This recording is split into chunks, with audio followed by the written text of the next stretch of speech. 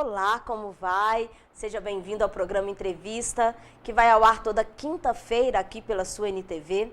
Hoje, no nosso programa, nós vamos receber com muito carinho o Oliveira Melo, o Antônio Oliveira Melo, ele escritor, que tem uma história de vida muito bonita e uma contribuição histórica, né? Falando sobre Patos de Minas, sobre Paracatu, muito grande. Então, nós vamos conversar um pouco com o Oliveira Melo na data de hoje. Ele daqui a pouquinho estará conosco. Também nós vamos falar sobre o Evangelibíblia, que é o primeiro a ser realizado aqui em Patos de Minas para comemorar o Dia da Bíblia, que acontece no segundo domingo do mês. Olha, o programa está só começando, você pode ligar, participar. O nosso telefone é o 3821-4488. Eu sou Simone Marques e este é o programa Entrevista.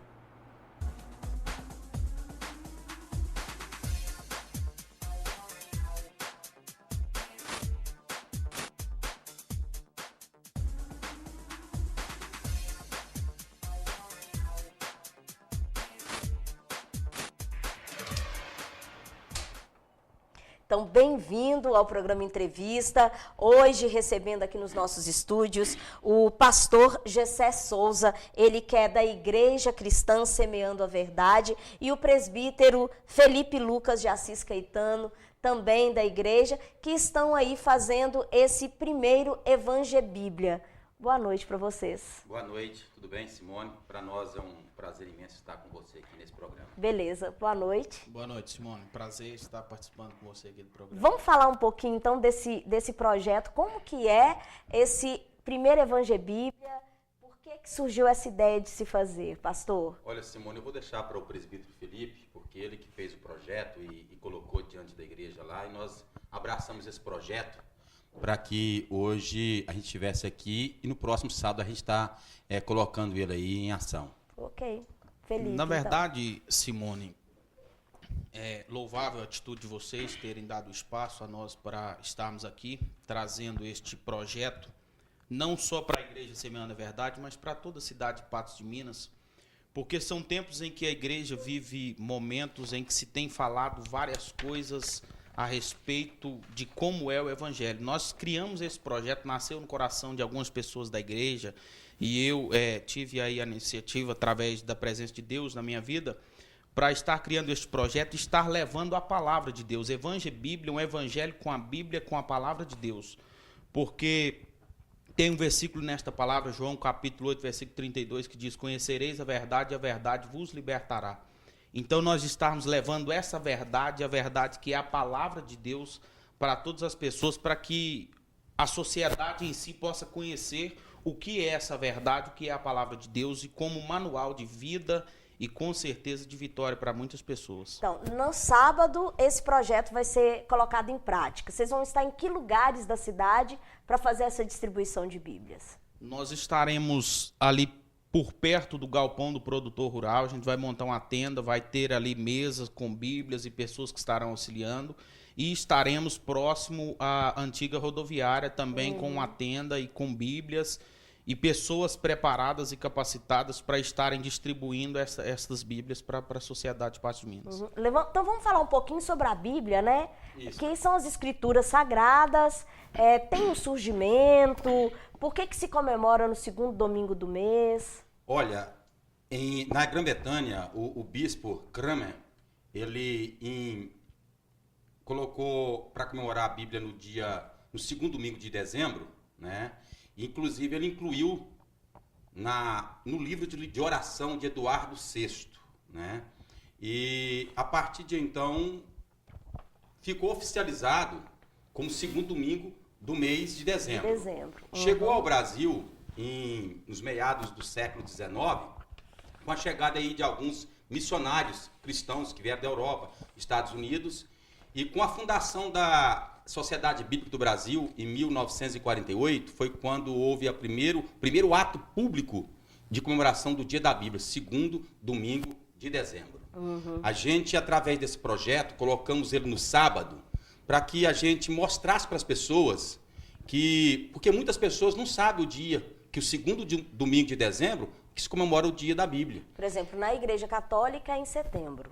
Só fazendo um adendo aí. Certo. Né? E na Igreja Evangélica, então, seria no segundo domingo a Lei de dezembro. 10.335, Lei Federal, né, que a partir de 2001 ficou oficializada no nosso país no segundo domingo de dezembro. Entendi. Né? E a Bíblia, ela é um livro importante demais. Para mim, para você, para a família, para a sociedade, para o ser humano. O versículo que o presbítero Felipe citou aqui: conhecereis a verdade e ela vos libertará.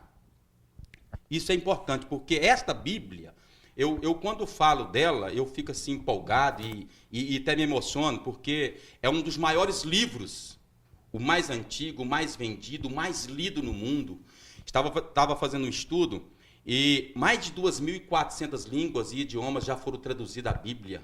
A gente, para até fazer um complemento aí, quando a imprensa foi, né, a prensa tipográfica, ela foi também inventada em 1700, e o primeiro livro que foi publicado foi uma Bíblia Sagrada. Uma Bíblia Sagrada.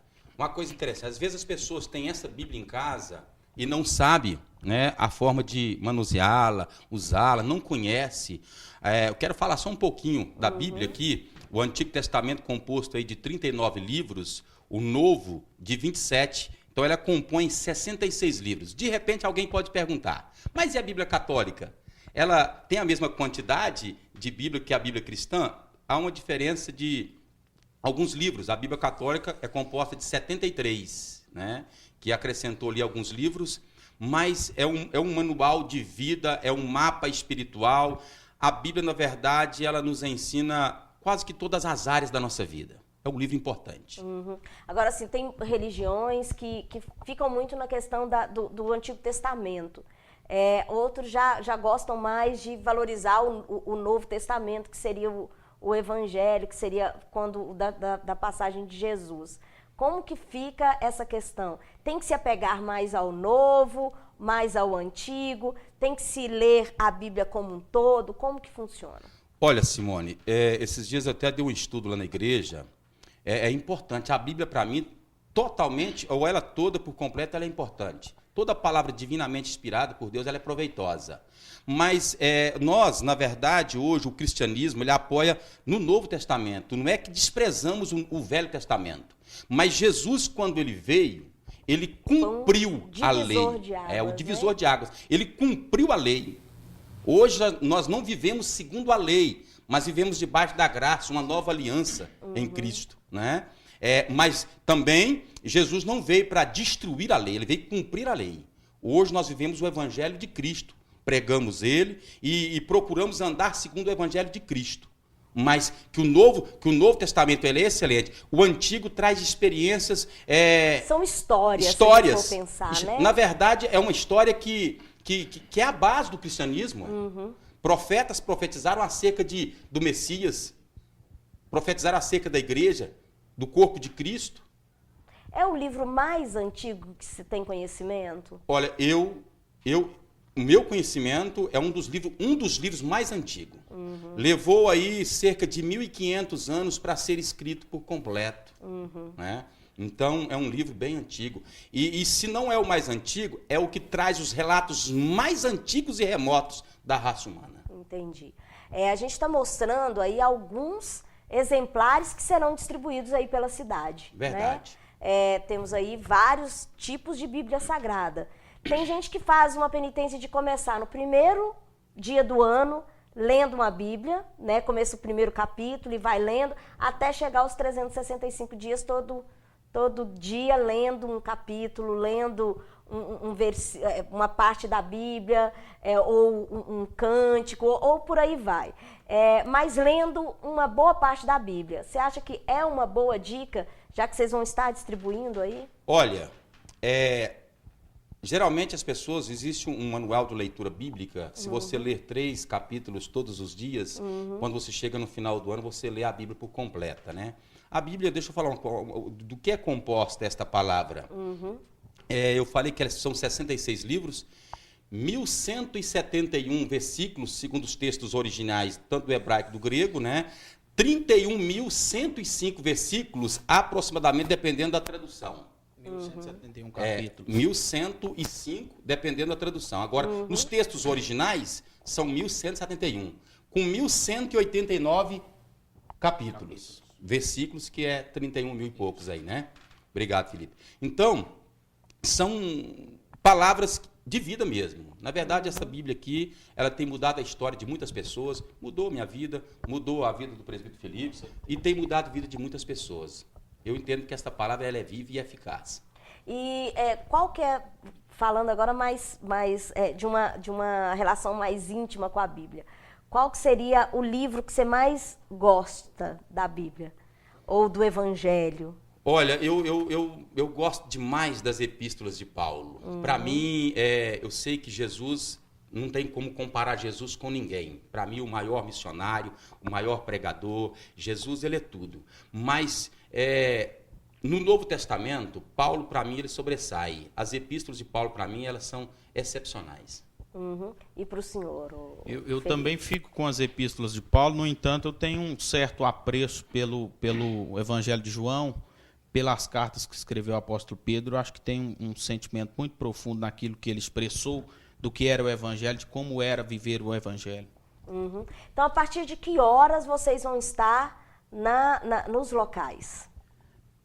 A partir das 8 horas da manhã, nós já estaremos em pleno funcionamento em distribuição das Bíblias. Aí o pessoal que vai estar organizando, a partir das 7 horas da manhã, já vai estar nos auxiliando para estarmos montando tudo, mas em torno de 7h30, 8 horas da manhã, no máximo, já estaremos distribuindo as Bíblias nestes pontos. Quantas Bíblias vocês separaram para essa distribuição? São mais de 1.000 Bíblias. Até agora são 1.068 Bíblias, mas acreditamos que esse número ainda pode crescer de acordo com o sábado ainda, até sábado. Porque as pessoas da igreja de vocês têm ajudado a doar Bíblias? Como que funciona? Foram as pessoas que abraçaram esse projeto e doaram e acreditaram no projeto, e os membros da igreja, pessoas que não fazem parte da nossa igreja, pessoas que abraçaram e doaram para que a gente pudesse realizar esse projeto.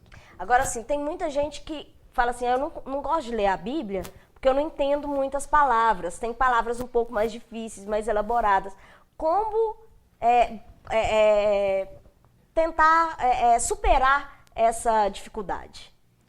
Olha, Simone, eu aconselho a pessoa, quando ela vai estudar a Bíblia, ela estudar o texto e o contexto. O que dificulta as pessoas é ela pegar uma parte isolada da Bíblia e ler, e de repente ela não entende nada. Mas se ela pegar do início, né, da história, se está contando um milagre que Jesus fez, se está dentro do ensinamento, da doutrina apostólica, então a pessoa pegar desde o início e ir estudando, aí fica mais fácil. Se pegar um versículo isolado, de repente ela não compreende. Mas quando você lê do início ou vai até o fim, um versículo geralmente explica o outro. Fica mais fácil o entendimento. Agora, não podemos deixar de falar, né? A pessoa mais importante, eu digo pessoa mesmo, que faz que a gente entenda a Bíblia, é o Espírito Santo de Deus, que abre o nosso entendimento, ilumina, né? e dá graça, e a gente vai compreendendo e vai discernindo aí a palavra de Deus. Ok, então. Pode complementar.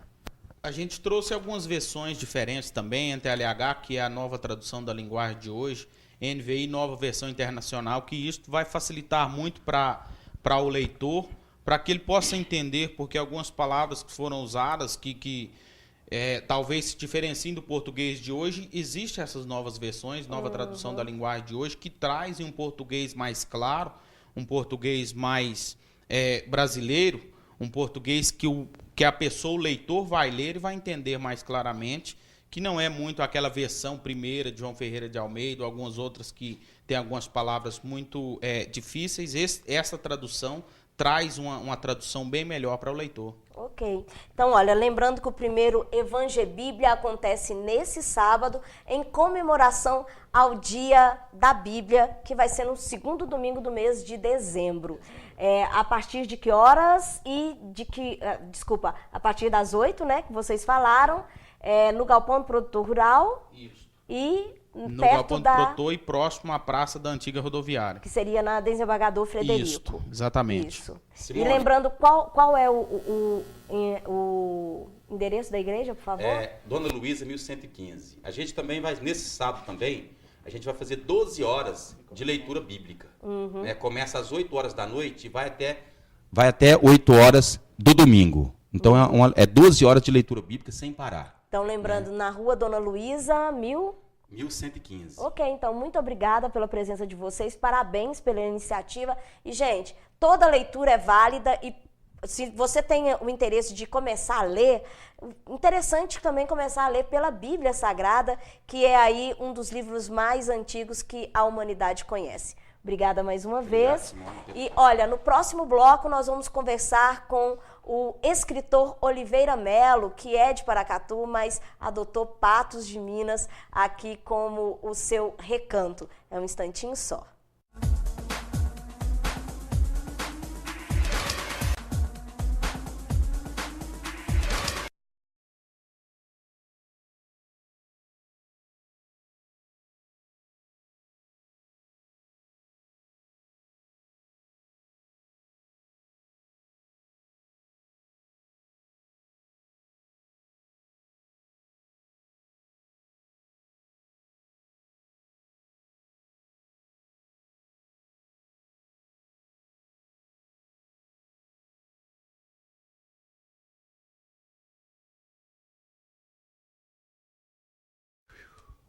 De volta com o programa Entrevista, recebendo aqui no nosso programa o escritor, historiador, poeta Oliveira Melo. Prazer recebê-lo. Muito obrigado, só que eu não sou poeta. Não é poeta, não? Escritor. Bom, se você quiser dar o tipo, poeta eu não sou, nunca fiz poesia. Tá, Jóia. Oliveira, vamos falar um pouquinho da sua trajetória, né? Você nasceu em Paracatu e veio para Patos de Minas. Como que foi essa mudança? Olha, se é para eu contar direitinho, eu saí de Paracatu em 1951. 51. Eu sou de 1937. Saí de lá, fui para o seminário de Itu, no estado de São Paulo. Lá morei 6 anos. De Itu, eu fui para Mogi das Cruzes fazer o noviciado, fui carmelita. Depois eu não queria ser frade, etc. Entrando em entendimento com o bispo de Paracatu, que era Dom Eliseu, um carmelita, ele não queria formar o clero diocesano.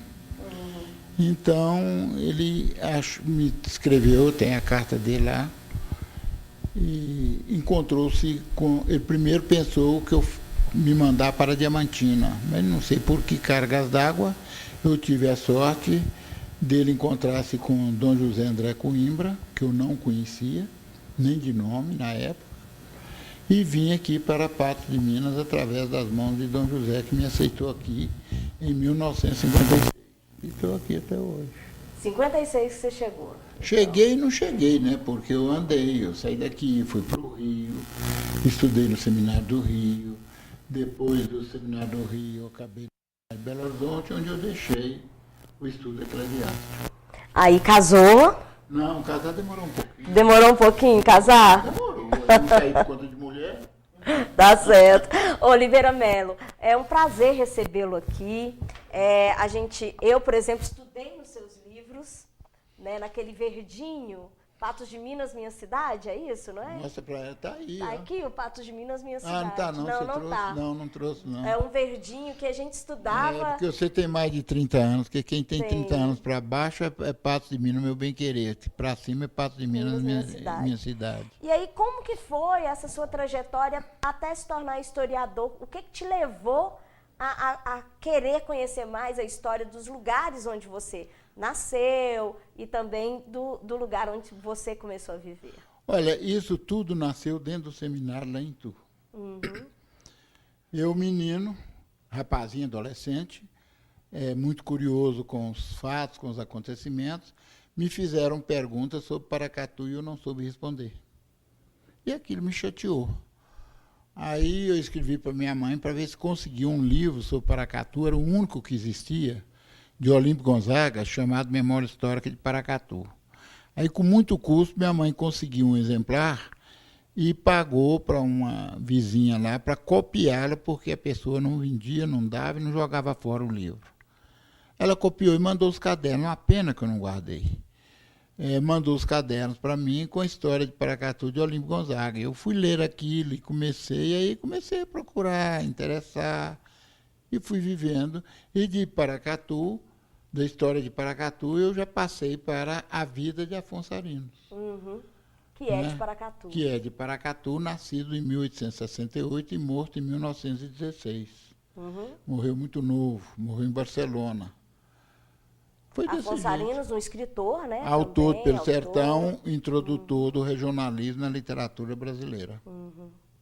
E aí, a partir daí, tomou-se o gosto. Fui para frente. Não tomei gosto, não. Gosto eu já tinha. Só fui para frente. E aí, como que foi começar a escrever sobre Patos de Minas? Foi difícil encontrar algumas referências da história? Teve que pesquisar muito? Não, Patos de Minas aconteceu o seguinte. Eu vim para Patos em 1956. Cheguei aqui, estava recém-fundada a Folha Diocesana. Foi o primeiro número, saiu em outubro, na ordenação do Padre Almir e Padre Severo. E eu cheguei logo depois da ordenação deles. E fui morar na casa do bispo, entusiasmado. O Padre Josias, que faleceu recentemente, viu que eu gostava da história. Eu entrei mesmo de peito aberto no jornalismo aqui. Aí comecei a conhecer Patos de Minas na realidade, que você é jornalista, você sabe como é que é. Jornalismo faz a gente conhecer a cidade sem muito esforço. Aí foi desse jeito. Além do jornal, você trabalhou em que outros lugares? Aqui em Patos de Minas? Não, do jornal fui para o seminário no Rio, continuei escrevendo no jornal, de lá do seminário eu mandava. Nas férias eu trabalhava ardorosamente no jornal. Quando eu deixei o seminário, aí eu me dediquei exclusivamente à Folha Diocesana, onde eu trabalhei mais de 20 anos, fui diretor de redação, fui tudo lá dentro. Quer dizer, fazia mesmo a Folha em tudo. Fui divulgador da Folha, foi o primeiro jornal do interior que deu notícias sobre a construção de Brasília, que eu fui lá em 1958 fazer a reportagem, o noticiário, né?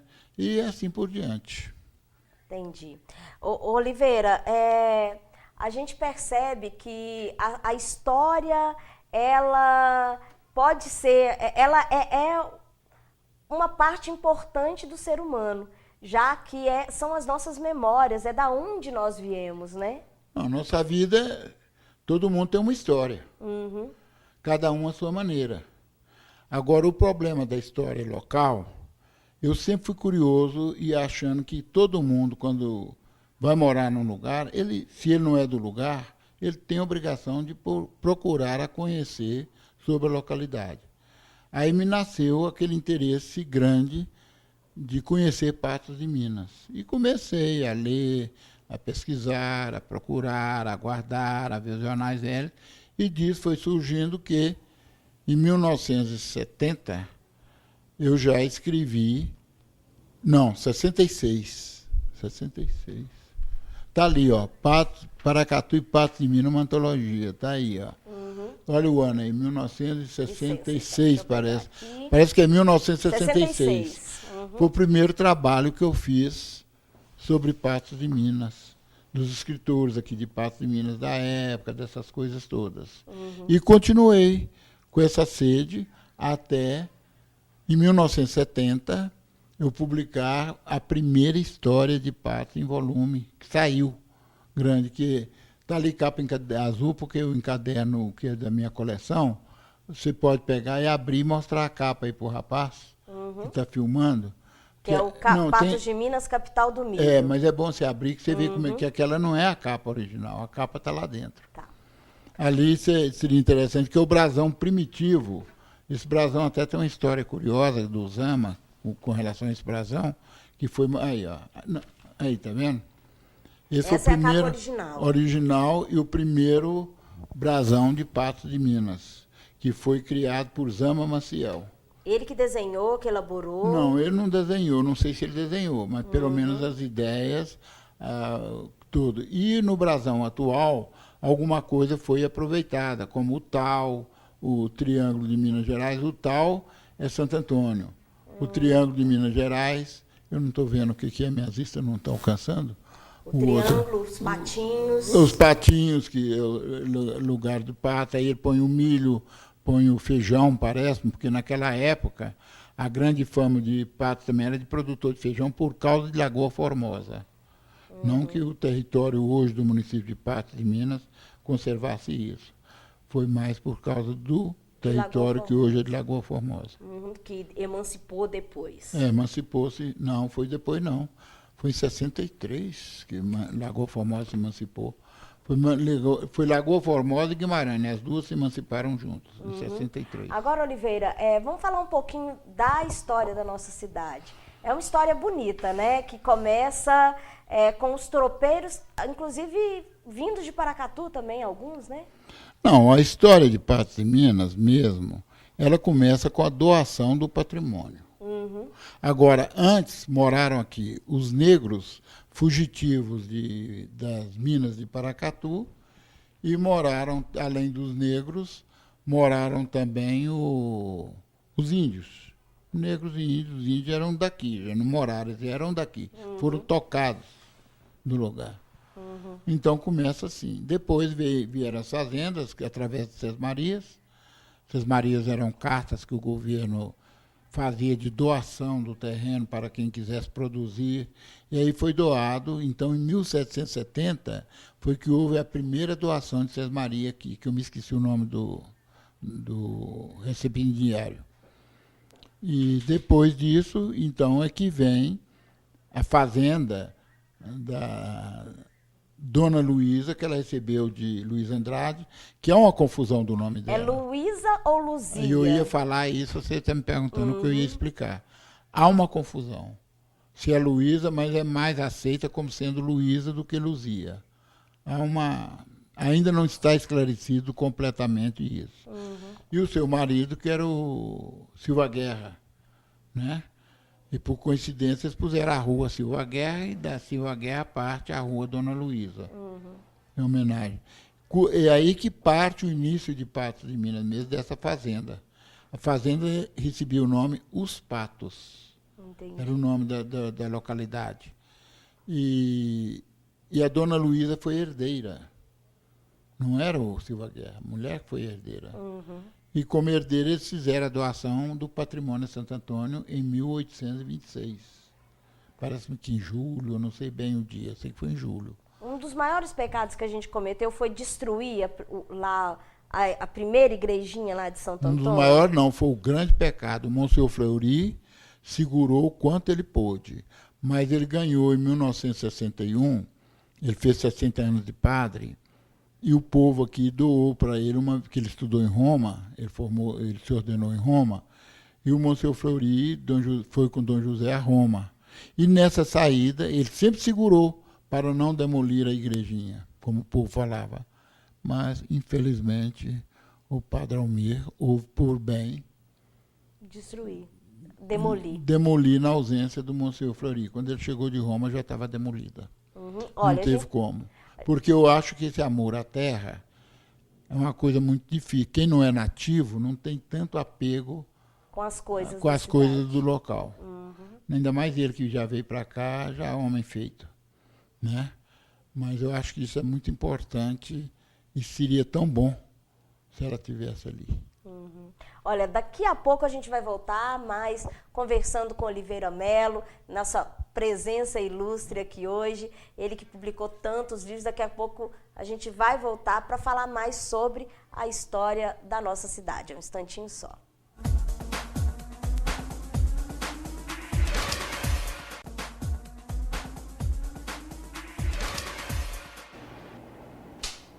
De volta aqui com o programa Entrevista, conversando com o escritor, historiador Oliveira Melo, ele que ainda não contou. Oliveira, quantos livros já publicados? Olha, eu não tenho muita certeza não, mas eu acho que é 54 ou 55, é um trem assim. Nossa, muitos livros, hein? Alguma coisa. Uhum. E assim, livros dos mais variados. Olha, Simone, ou focados. para falar a verdade, deixa, já que vocês estão perguntando, vocês querem saber minha vida, então deixa eu contar o mais interessante. Há um historiador paulista, um crítico literário, Homero Silveira, ele escreveu a meu respeito dizendo que eu era o historiador das cidades mineiras. Por que ele disse isso?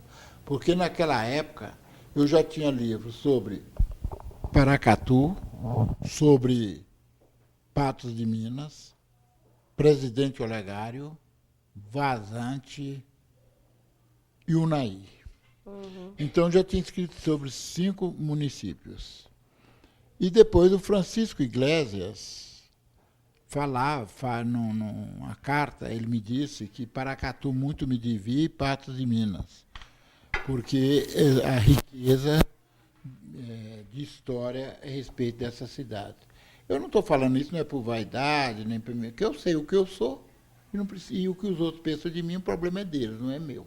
Eles é que estão pensando, não sou eu. Então, esses dois, que o Francisco Iglesias é uma das grandes autoridades na história mineira. Morreu novo não, morreu com seus 78 por aí, mas hoje que quem morre com 78 está morrendo novo, né? Que é a sua idade, né? Eu estou com 79, porque eu conto os 9 meses que eu estava na barriga da minha mãe, para mim vale. Entendi. Porque se houvesse qualquer coisa, estava me matando, eu estava morrendo. Eu não iria nascer. Para mim, aniversário para mim não é 22 de abril, que oficialmente consta no documento, não. E, aliás, a Miriam é do mesmo dia que eu nasci também, ela também nasceu. Só que ela nasceu 20 e tantos anos depois de mim. Né? Aí, o que aconteceu? Eu me dediquei ao estudo não só de Paracatu e nem Patos de Minas. Primeiro eu iniciei com Paracatu. Depois, eu morando aqui, eu senti a falta de falar sobre a história de Patos de Minas, que não encontrava quase nada. Foi de onde me surgiu primeiro essa antologia que eu fiz, em 66. E, a partir daí, naquela época, as férias escolares eram bem vastas, bem amplas. E eu não tinha o que fazer no período da série, eu fui pesquisando, e escrevi esse livro que eu vim editar, já bem volumoso, que ficou sendo o primeiro livro oficialmente sobre a história de Patos de Minas, que é o Patos de Minas, capital do milho. Que foi em 70, no governo do Sebastião Silvério, que ele foi editado. Agora, você está com algum projeto em andamento? Bom, eu sei que esses dias, em novembro, você fez uma doação iconográfica. Não fiz doação, não. Eu vendi. Você vendeu? Vendi. Essa eu vendi para Paracatu. Era todo o meu arquivo lá, eu pedi um valor muito superior ao que me deram. Mas o prefeito me falou, eu não compro, por 50 mil eu compro. Eu falei, desde que seja livre, que eu não tenha que pagar os impostos. Ele falou, não, eu mando acrescentar os impostos e tal. Me pagaram 59, mas 9 mil eu já entreguei para esse povo lá de cima. Então, esse material de Paracatu foi muito rico, como eu tenho um material muito rico sobre Patos de Minas. Que poderia estar no nosso... Poderia, porque eu acho que ficar só dentro lá de minha casa, não há aquela validade como está em Paracatu, por exemplo. Eles organizaram, lá tem um arquivo muito bem organizado. Um arquivo público, né? E é comandado por um arquivista com curso superior, muito bem organizado lá. Eles compraram e eles fizeram um oba-oba lá no dia que eles receberam o material. Né? De fato, foi com um material muito rico. Eu ainda estou complementando mais coisas que eu estou encontrando sobre Paracatu aqui na minha casa. Eu vou mandar tudo para lá. Aí já não penso em dinheiro, não penso em nada. Porque isso não é coisa barata, não. Você, puxa, o Oliveira Melo está rico, 50 mil reais. Não vale nada. Aquilo ali, se for para comprar coisa por coisa que estava, 100 mil não compraria. Aqui em Patos de Minas você também tem um acervo grande com fotos, eu tenho muita textos. Coisa sobre Patos de Minas, mas Patos de Minas ninguém está mostrando interesse. O Zé Eustáquio, quando ele era chefe lá, estava no lugar de diretor executivo, ele comprou na minha mão toda a coleção de jornais de Patos de Minas que eu tinha desde o trabalho em 1905. Uma coisa bem volumosa. E comprou centenas de volumes. E comprou também na minha mão todos os autores patenses, até aquela época. Eu tinha uns 200 e tantos a 300 livros. Então, estão lá na faculdade. Não sei aonde, mas estão lá. E eu sei que Tipo uma hemeroteca, alguma coisa assim. Não, lá existe mesmo um arquivo disso aí que ficou. Agora, eu não sei quem que pode se interessar, pode querer.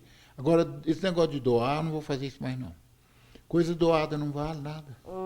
Porque o comprado, o sujeito, pode ser por R$20, mas comprou.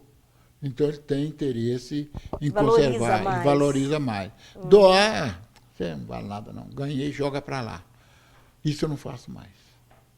Não faço. Agora, lá em Paracatu, por exemplo, eu falei que eu vou doar, mandar uns outros lá. Não é doação. É uma complementação do que eu encontrar para aquele arquivo, aquele acervo histórico de lá. Porque eu sei que o arquivo de lá é muito procurado. Ué, quem sabe Patos de Minas também, né, siga, né, esse exemplo bacana lá de Paracatu, principalmente para que as memórias da cidade sejam realmente preservadas. Oliveira, vamos falar um pouquinho mais da cidade. Tem alguma parte engraçada da história da cidade? Engraçada como você fala? Engraçada, por exemplo, um fato pitoresco. O pitoresco aqui, mais interessante, é a mulher de 7 metros. Fui eu que revelei. Ninguém nunca falou isso. Ninguém nunca falou isso. Você vê aí tudo. E tem aluno meu que já viu essa mulher de 7 metros. Mas não viu nada, viu nada. Essa mulher de 7 metros, eu não vou dizer o nome nem que família que é. Eu sei que família que é, sei de tudo isso. É uma história de uma dona que era muito má e ela morreu. O cemitério, na época, era onde hoje é o fórum. E eles falavam que a alma dela saía e ia até no local onde está hoje o monumento do Olegário. E que a morte dela foi uma coisa mais terrível do mundo, essas coisas. Eu conto lá. Me contaram isso, fui eu que revelei. Mulher de 7 metros, são 5 ou 6 histórias na mesma época que eu pus nessas publicações minhas. Eu não sei nem qual delas, é só olhar. Lendas urbanas. Não, eu não tenho esse título, nunca usei esse título. Mas eu sei que há por aí. Mas todo mundo fala, mas ninguém fala da origem. Quem que revelou isso? Mas eu também não vou cobrar, problema é deles, não é meu. Agora, Oliveira, tem mais algum fato pitoresco? Por exemplo, o que você achou daquela retirada daquela escadaria histórica onde entravam... Olha, eu não achei nem vou falar. Não vou entrar em discussão com coisa que eles resolveram para lá. Aquilo ali... Bom, não houve preservação, a verdade é essa. E Patos de Minas falta isso? Falta preservar mais eu acho que eles tiveram pressa em destruir. Por exemplo, a casa do Major Jerônimo. Ela era riquíssima por dentro. Riquíssima. Hoje, a única casa que tem mais ou menos uma semelhança da riqueza interna é a casa ali do Virgílio Queiroz, aliás. Aquela ali na esquina, na Praça Dom Eduardo, esquina com a Travessa dos Queiroz. Aquela ainda tem suas paredes de papel, tudo assim. Mas o Palacete do Doutor Itagiba mudou muito? Também mudou demais. Você pode observar que já caiu. Estava caindo e eles derrubaram, não tem mais aquela pintura que havia, essas coisas todas, né? Ali, aquele ali, não sei o que vai acontecer. Oliveira, eu te cortei, está com um projeto em curso, eu te cortei aquela hora para a gente falar de Paracatu. Tem algum projeto em curso? Olha, projeto em curso eu não tenho, mas pode ser criado. Por exemplo, hoje eu vim até pensando que eu fosse encontrar com os mandatários aqui da casa, os donos, proprietários, não encontrei. Como sempre eu venho aqui, nunca os encontro. Já vim aqui várias vezes, não os encontrei. E até eu trouxe para a gente trocar uma ideia da possibilidade de fazer como eu fiz. Olha aqui, Paracatu do tempo em tempo. Mostrar, até eu vou discutir isso com a Miriam, às vezes a Miriam mais entusiasmada, mostrar na mesma página, no mesmo local, o que era Patos de Minas ontem, o que é Patos de Minas hoje. Que bacana. Né, com fotografias. Até tem um fotógrafo aí, irmão do Saulo, o Paulo, vive doido atrás de mim para nós sairmos à rua fazer uma série de fotografias em cima dessas fotografias antigas. Você podia mostrar isso aí? Eu gostaria que mostrasse, para ver o que é esse plano, se eu achar quem... Porque eu também não sou de fazer trem para ficar em gaveta, não. Não gosto de coisa em gaveta, não. Veja, qualquer página... Aí, ó, por exemplo, o que se abriu? É aí, ó. Ali, a primitiva cadeia de Paracatu, naquela página de lá. Aqui embaixo, o que está no lugar dela. E tem o texto, aí um texto mais trabalhado. Lá de cá você tem hoje um museu, era o mercado, no meu tempo de menino, lembro lá, mercado. Aqui hoje é o Museu Histórico de Paracatu. E aí você pode ver que aqui está mais preservado, quase não mudou, né, Oliveira? O quê? Aqui, o museu. Não, o museu, eles se reformaram, restauraram tudo, né? Quase não mudou. Não mudou nada, não restaurou, dá para perceber isso. Então, você passando outras páginas aí, você pode passar por qualquer uma aí. Você vai ver, aqui, ó, a catedral de lá. Aquilo é o primitivo altar da catedral, que foi trocado pelo altar da igreja de Santana, que foi uma das primeiras igrejas. Ele era muito mais rico, mais coisa. Quando o patrimônio histórico, e lá são igrejas tombadas, resolveu tirar aquele altar que não significava tanto e colocar esse que foi da igreja de Santana. Então, ali você tem a fotografia do que era e do que é. Então, eu tinha vontade de fazer qualquer coisa sobre Patos de Minas. Claro que aqui não tem tantos detalhes como teve Paracatu. Infelizmente, eu nunca vi uma fotografia interna da antiga igreja. Entendi. Pode ser que haja. Eu nunca procurei também, nunca tive essa coisa. Então, você veja. O que é esse outro lado aí? Eu não sei o que É uma praça. Não, o que E é? aqui em cima Deixa eu ver. as palmeiras Já vigilantes. sei. É de um lado da igreja catedral. Essas palmeiras já não existem mais há 5. Já são só 3. Acho que 3 ou 2. Aí é a Praça Caldeira Branca. Então você tem o que era e o que é. Sempre isso. E o posicionamento também geográfico mesmo. Então fica aí, né, o convite para quem quiser também fazer aqui em Patos de Minas, né, esse projeto, né, abraçar esse projeto do Oliveira Melo. Fica aí, quem sabe a gente arruma Patos de Minas do tempo e em tempo. Né? É uma boa pedida.